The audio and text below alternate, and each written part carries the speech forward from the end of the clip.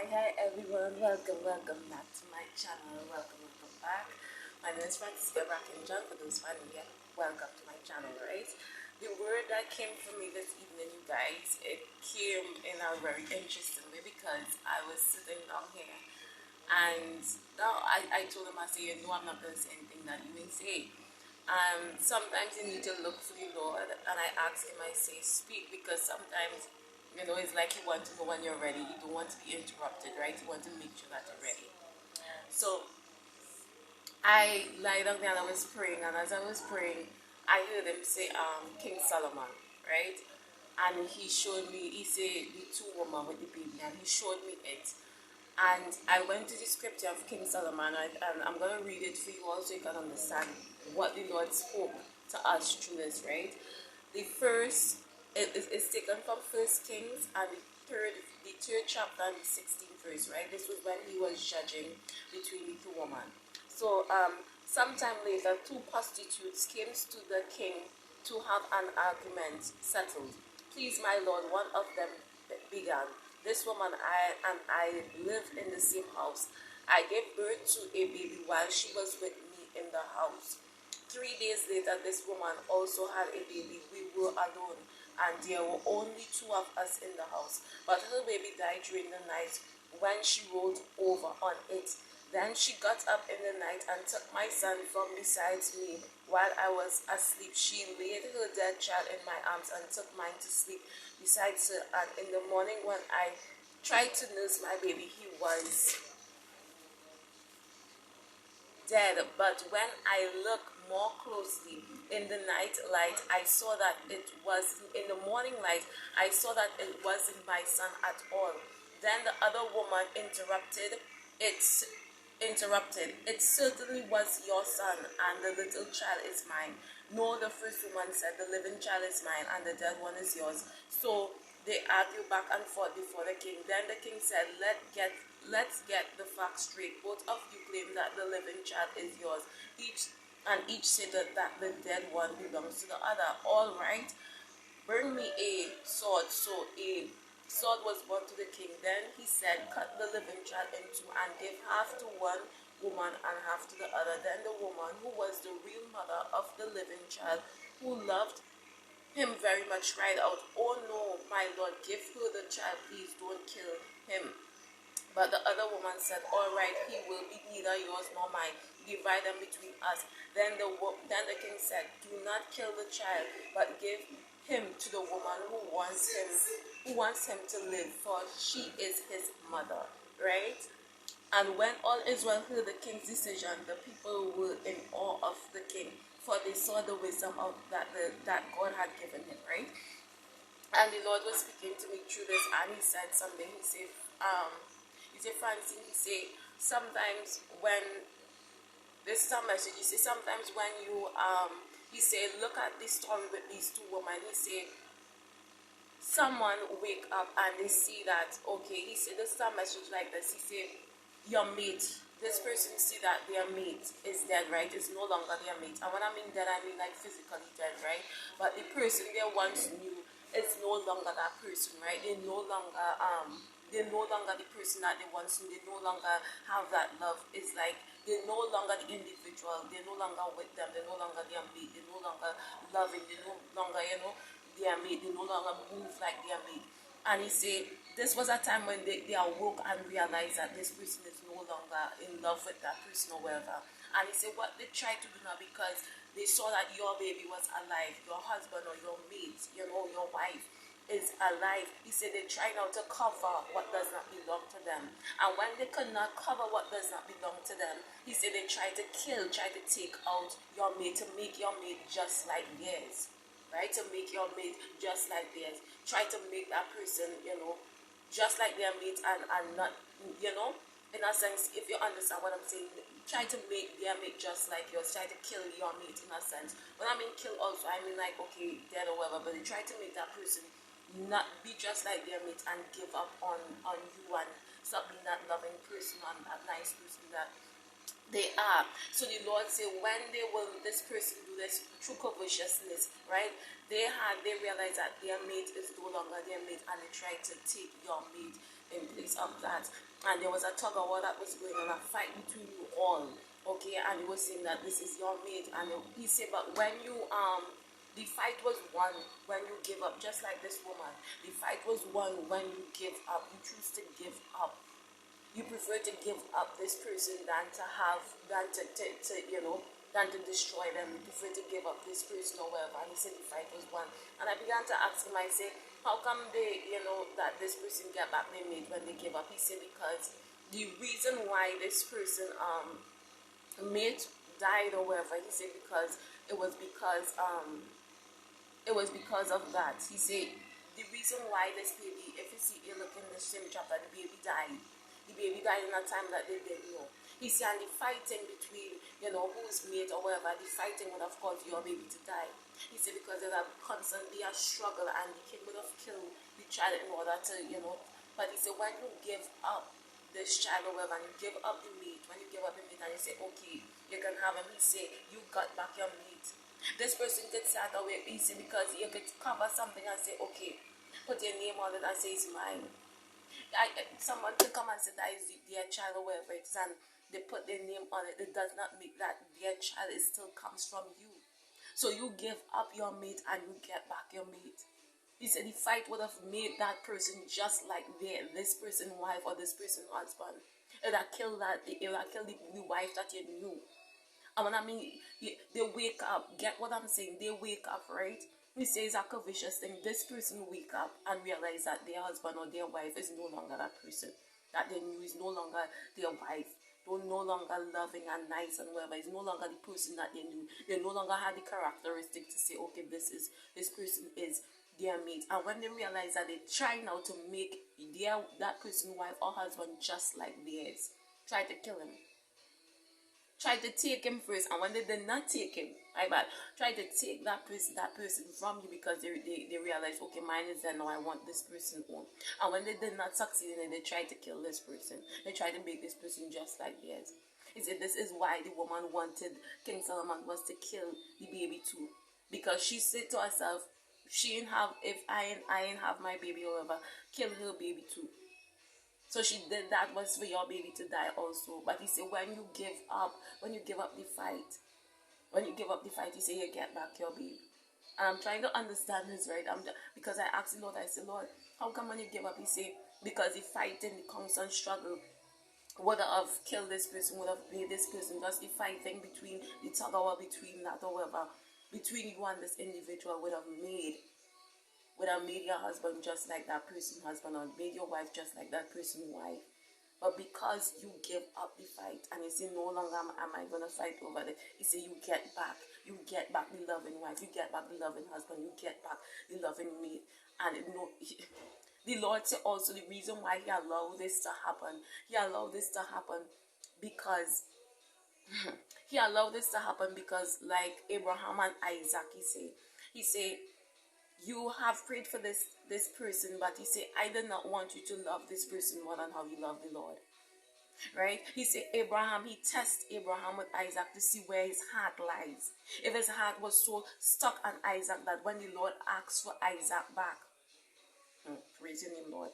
When the Lord asked for Isaac back, if he would have been able to let go of Isaac. He said, because he does not want us to get so attached to stuff that when the Lord, because it belongs to the Lord first, when the Lord wants to use it, he said, this is why you see people, when individuals die and they're gone, people can't be themselves anymore because their whole identity, their whole being, reason for being alive, it was based on that person being there.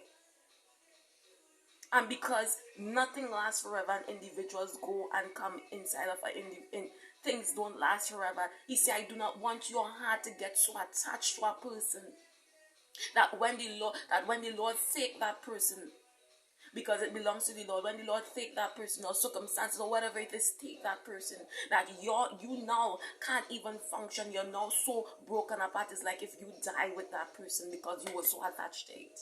So the Lord say he does things like this. He does things like this as a test to see where your heart lies. And he said from the moment you give up, like Abraham give up Isaac, ready to give him up, He was willing. He could have been able to give him up. He said, the Lord said, I'm testing to see if you could give up this thing. If you could give me back this thing. The Lord said, when you give me back this thing, you get back your husband. When you give me back this thing, you get back your wife. He said, because this person come and they cover something that does not belong to them, because they lost theirs. And then they try to take yours. And if they could not take yours, they try to say, okay, if I cannot have this person, then I'm going to make sure that you don't have them also. Now I'm going to make sure that this person that your mate is just like mine also. But when you give it up to the Lord and you say, Lord, take it. When they give it up and they say, it does not matter, you can have it. He said, the Lord said, he returned that thing back to you. He gave you it back. He gave you back that person. He said the reason why this person was covetous and jealous because their mate had died and they see yours there. And because they see yours, they try to take it first, they could not take it. And then they struggle. There was a struggle between you and the Lord said, from the moment you say, Lord, I give up. He said, then you get back yours. But he said it was a test to see. Because the Lord don't want us to hold on to things so close. Because through that thing, through that thing, when that thing die and when time happen and different thing happen, he said he don't want you to die with the thing. He don't want you to die with the thing. This is why you see, husband and wife, when the wife passes away, when the husband passes away, that person can't function anymore. They're unable to go on anymore. And yes, you will be attached to that person because you have spent time with them. But the Lord said, I don't want you to be so attached that when that person dies, you die with it also. You're living and breathing and walking around, but you aren't yourself. He said he don't want your heart to be so hold on to it. He wants to know, if I one day desire to take back this mate that I've given you and call this person, this wife or this man, this husband back home to me, will it destroy you?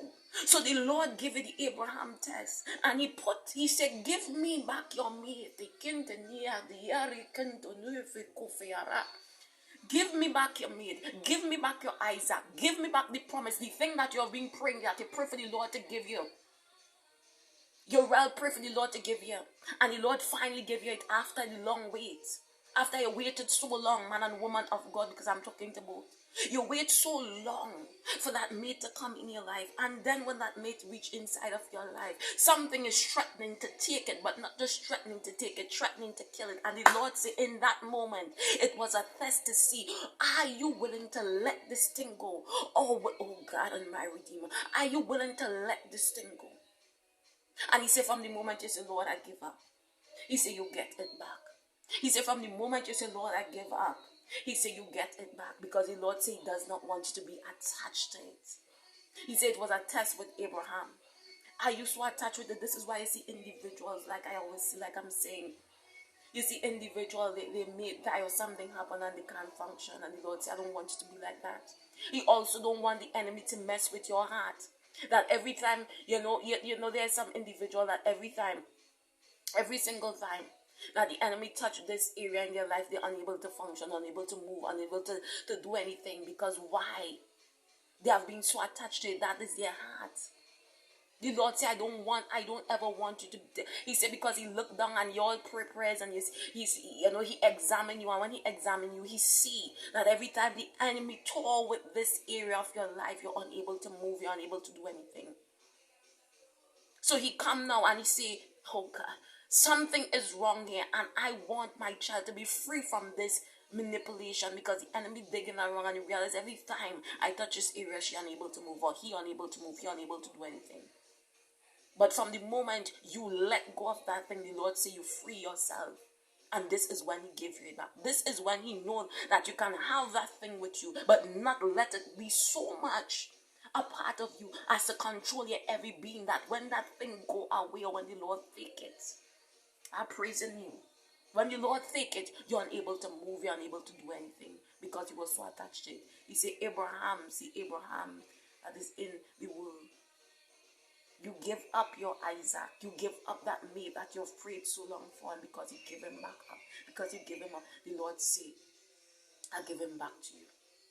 And I ain't just give him back to you. I'll give him back to you blessed. I'll give him back to you blessed. I put something else there to take the place of that meat. And I give it back to you blessed. Because he said a lamb showed up. And he sacrificed the lamb. The lamb instead got sacrificed. I praise your name. The lamb instead got sacrificed. And when the lamb got sacrificed, he said, you got blessed. And God, you get back that thing and you get the blessings. I praise your mighty name. He said, this person tried to cover what does not belong to you. Try to take it. And because they did not succeed they did not succeed in getting it, they just die. And he says like a classic man and woman vibes. This person tried to take your mate or whatever because their mate died. And when their mate died, they say, okay, I'm going to take this person's mate because mine is dead. And when they could not do that, they say, okay, I'm going to kill that person and make it. So yours, I want to make yours just, I want to make this person just like how my mate is too. If I ain't have none, yours, you ain't one have none. And the Lord said, but what happened? He said he freed you from that oppression, from that thing. He freed you. He said you didn't even know that you were being delivered. He delivered you from that. He delivered you from it. And he gave you back your mate. Praise your mighty name. Anyway, like I always say, you guys, stay blessed, be blessed, stay strong. Remember Yahshua, Jesus Christ, the King of Kings, loves you, love you, and I love you. The Lord showed me something, right? And it was Jeremiah. Before I come onto this channel, Lord, you guys, my nose is bothering me. Oh, I don't know why some of my sinus just raised up. The Lord showed me something, and it was Jeremiah. And when he showed me Jeremiah, he showed me a part when Jeremiah was complaining. And Jeremiah was saying, the Lord gave him a work to do, right? I hope that I can find it back to read you, to give you all what he just now showed me. But he said the Lord gave him a work to do, but he has become a household joke. He has become a joke to those that is close to him. You know, meaning people laugh at him because of the work that the Lord has given him to do. You understand? He has become a joke and he don't want to do it. But if he used to shut his mouth from speaking the word of the Lord, he said it will burn up inside of him. But he said thankfully that even though they desire for his downfall, and they make a joke on him and say, oh, this is one that trusts in the Lord, and they laugh at him for the work that he's doing, he said the Lord shall stand by his side. Because I tell you guys something, when I sit down here and I speak to you all, even though it's something that is coming from the Lord, and it's not something that I can exactly stop because I hear the Lord and the Lord prompts me to do this, right? When I sit down here, I know there's many individuals that won't see that the Lord is speaking through me. They will prefer to see that I'm crazy because people with logic does not get the Lord, right? The logically thinking, they does not get anything that is spiritual. And I get people laugh at me, they mock and all kind of thing. But because this thing is from the Lord, like Jeremiah say, if I'm to close up my mouth, it will be burning in my spirit because it's something that is divine. And it encouraged me, you guys, the Lord. The reason why I say this, you guys, because the Lord, sometimes I just want to give up. And I just see this, I look down and I just saw that right before I come on here. And he said, but he will stand by my side. And instead of their wishing for my downfall, he said they will be the one that stumble. So anyone, yeah, oh my God, you guys, I tell you guys, I'm not lying. Look at the chapter there, right? I know you probably can't see correctly, but it's the 20th verse, right? And I'm going to just give you all this a quick scripture in it. He said, oh Lord, you misled me and I allow myself to be misled. You are stronger than I am and you are overpowered by me. Now I am mocked every day. Everyone laugh at me. When I speak the words burst out, violence and destruction. I shout. So these messages from the Lord have made me a household joke. But if I say I will never mention the Lord or speak in his name, his words burn in my heart like fire. It's like a fire in my bones. I am worn out trying to hold it in. I cannot do it. Can't stop from speaking the word of the Lord. I have heard the many rumors about me. Praise his name. They call me the man who lives in terror, who lives in fear. They treat They threaten me. If you say anything, we will report it. If you say anything, we will report it. We'll go back and say, wait, they ain't say. Even my old friends are watching me, waiting for a fatal slip. Praise your name. He will trap himself, they say, and then we will get our vengeance on him. But the Lord stands beside me like a great warrior. Besides him, my persecutors will stumble. They cannot defeat me. They will fail and be truly humiliated. This honor will never be forgotten, O Lord of heaven's armies. You test those who are righteous and you examine their deepest secret. You guys, I tell you, I was just speaking it and I tell you guys, I want to give up the chapter for you all. And I just flipped through and the Lord just put that thing right there. It's Jeremiah the 20th verse from the 7th verse. The Lord was reading this. This is what I read before I come on, and it's something that where I've been experiencing mocking and all of these things, but I can't stop doing the word of the Lord. And he reassured me that he's gonna stand by my side. He's gonna stand by my side. The Lord said, touch not his anointed. Anyone that is doing this work, it's not easy doing it, but it's something that the Lord has prompted us to do. And he said, touch not his anointed, nor do his prophet no harm, says the living God. Anyway, guys, I hope the message though, that you understand what has taken place and why the Lord do it, and you be edified and be encouraged that the Lord is looking out for you and he's watching over everything. He's watching over his word to perform it. If he has put you together, let no man put asunder. You need not worry, but trust in the Lord. Raise up your hand and say, Lord, I give up, because the Lord is always doing something. He says, shall turn everything around for the good of them that love the Lord and to them that are called according to his purpose. Man and woman of God, any problem like this that you have experienced, I hope you understand, and I hope this be a confirmation as what took place in that whole situation and what the Lord is requiring you to do, or what he has already done, that you may understand what he has done and the reason why. No Jezebel spirit can take your marriage, woman of God and man of God. Anyway, you guys, like I always say, stay strong. Remember, I love you and keep you. Bye, guys.